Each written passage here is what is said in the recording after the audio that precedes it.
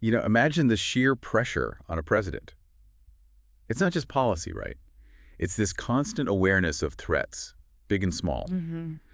They really need someone uh, right there in the inner circle, thinking purely about security, day and night. Yeah, someone beyond just the personal security details, someone looking at the bigger strategic picture. Exactly. And that's what we're diving into today, how Brazil handles this, specifically through its Institutional Security Bureau.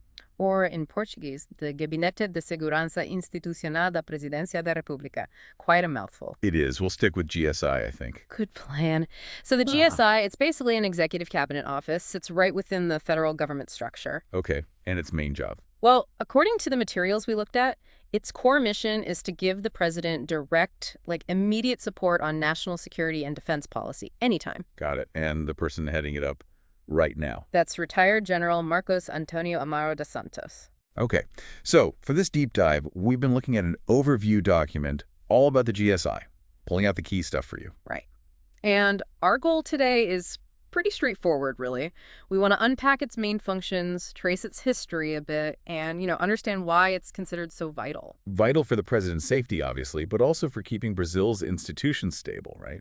Precisely. Yeah. Institutional stability is a huge part of their mandate. All right, so let's get into those core responsibilities. What does the GSI actually do?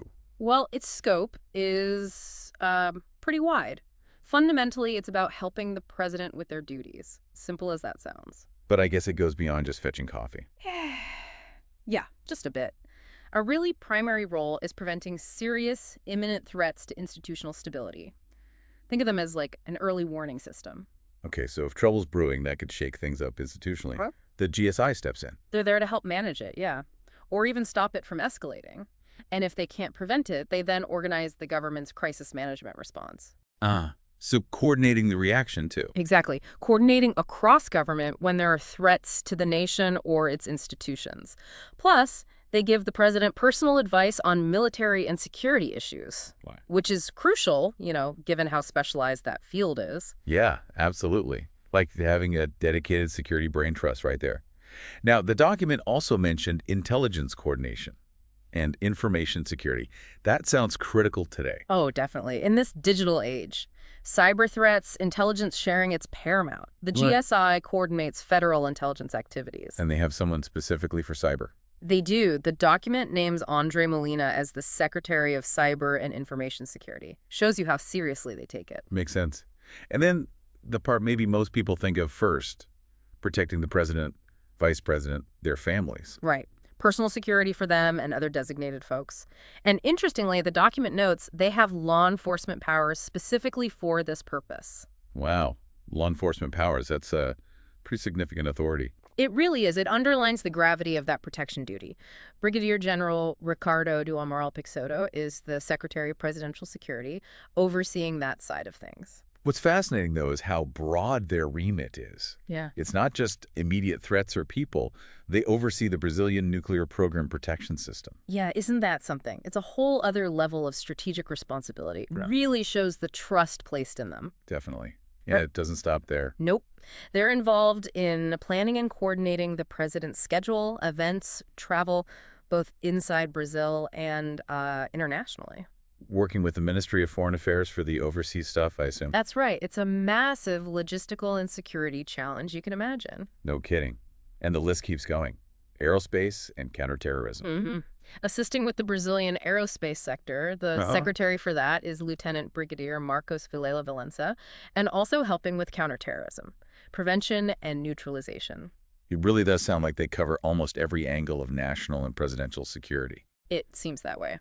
The document also points out a few other key leaders working under the Chief Minister, General Santos. Oh, yeah.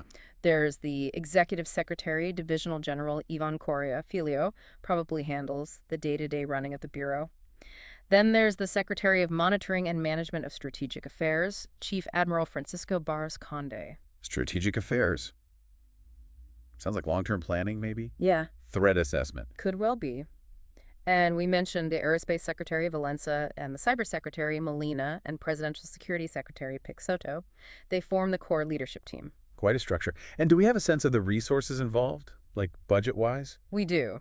For 2023, the annual budget was listed as $2.29 billion Brazilian reais. Wow. Okay, that's substantial. Really puts its importance into perspective. It certainly does. Right, so that's what they do. Now let's shift gears a bit and look at where this bureau came from. It wasn't always called the GSI, was it? No, and that history is pretty important for understanding it today.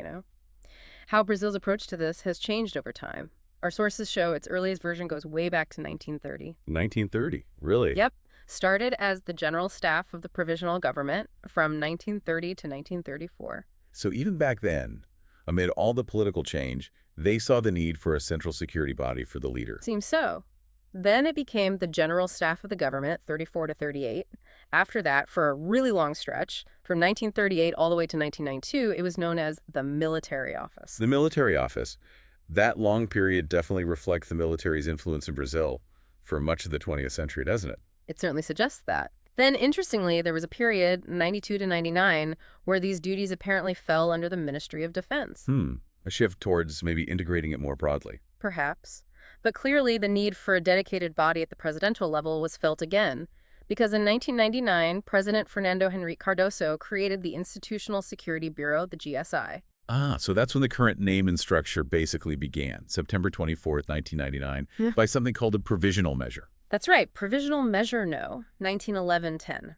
It's a kind of decree with immediate legal force in Brazil, used for urgent things. Okay.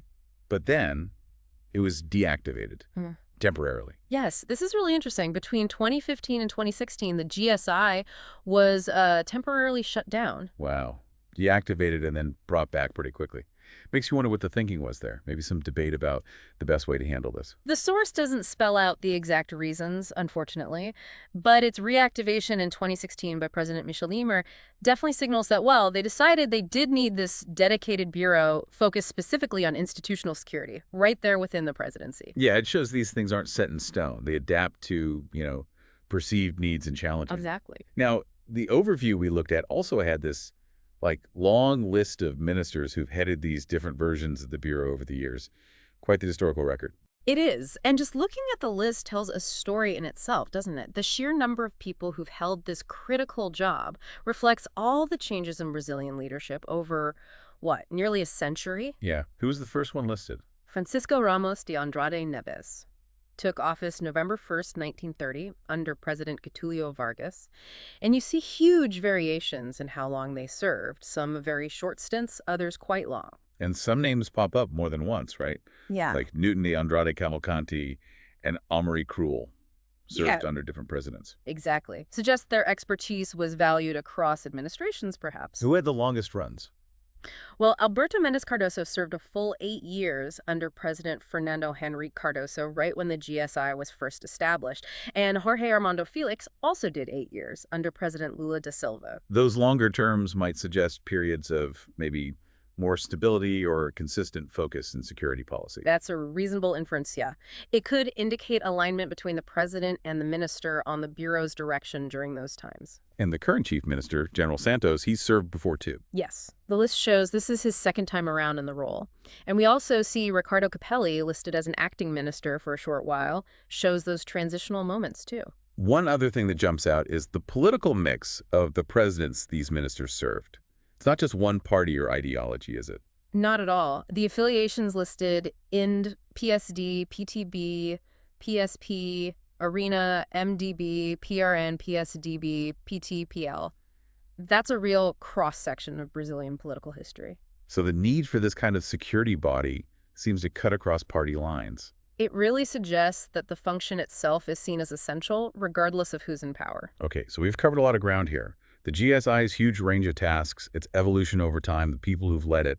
What's the main takeaway for you? I think the central point is just how crucial and multifaceted the GSI is. It's right there at the core of the presidency. It's about way more than just bodyguard duty. Right, it's safeguarding institutions, coordinating intelligence, even nuclear stuff. Exactly. And its history, all those changes in name and structure, shows this constant adaptation to whatever the security challenges of the era were.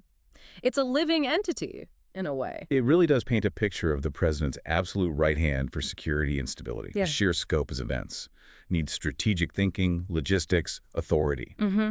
And that actually leads to a really interesting question, maybe something for you, the listener, to think about. Oh, yeah. Well, given how powerful the GSI is, how much responsibility it has, how do you balance that? How do you ensure it's effective but also has the right oversight in a democracy? That's a tough one.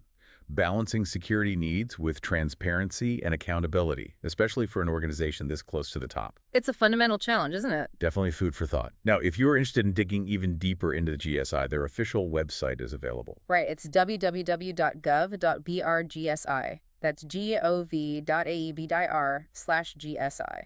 Perfect. Well, we hope this deep dive has given you some valuable insight into this really critical, if sometimes overlooked, part of the Brazilian government. A vital force, really, for the security of the leadership and the stability of the country's institutions.